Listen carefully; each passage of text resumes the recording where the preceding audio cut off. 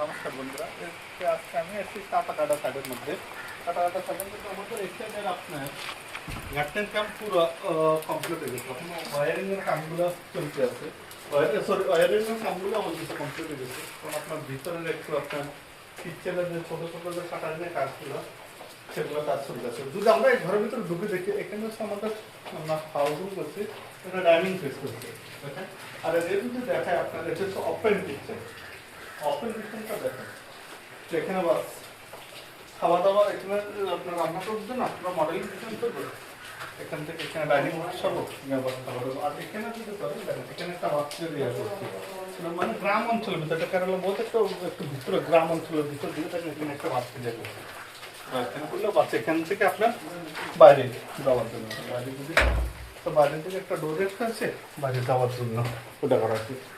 তারপর যদি আপনি যদি দেখেন এখানে একটা ছোটো মোটো একটা ডিজাইন দিচ্ছে, এটা আপনার যখন কামটাগুলো কমপ্লিট হবে তখন আপনার খুব সুন্দর লাগবে জিনিসটা দেখে।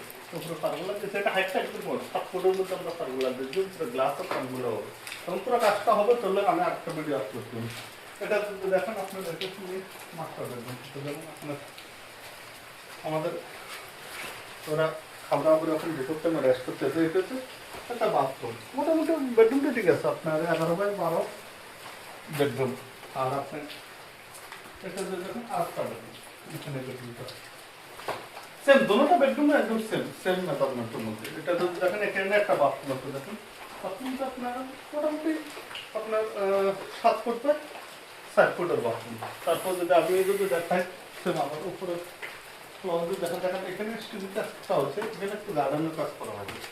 তারপর আমরা দেখেন এখানে একটা আপনার ওটার উপরে কিন্তু একটু মানে আপনার এই জায়গাটা একটু পাহাড়িয়া জায়গা, মানে আপনার বায়ুটা বিশাল একদম কম, আপনার আলোটা একদম কম, ওই জন্য আমরা এই ডিসাইনটা দেবো, বুঝলেন তো? দেখেন তো ঘরটা একটা এই গ্যাপগুলো রাখা এত সৌন্দর্য একটা আলো হচ্ছে। এই একটা তো দেখেন আপনার নিচেও কত সুন্দর আলো হচ্ছে, এখানে কত উপরের তলাতে দেখেন সুন্দর একটা আলো হচ্ছে। উপর যদি আসতে দেখেন তাহলে এখানে একটা ডাইনিং আছে, একটা হাউস রুম আছে, সরি ডাইনিং না হাউস রুম। তারপর আপনার এখানে একটা বেডরুম আছে, আপনার গেস্ট রুম, একটা গেস্ট রুম করা আছে। আর আপনার এখানে একটা ওপেন বালকানি করা হয়েছে।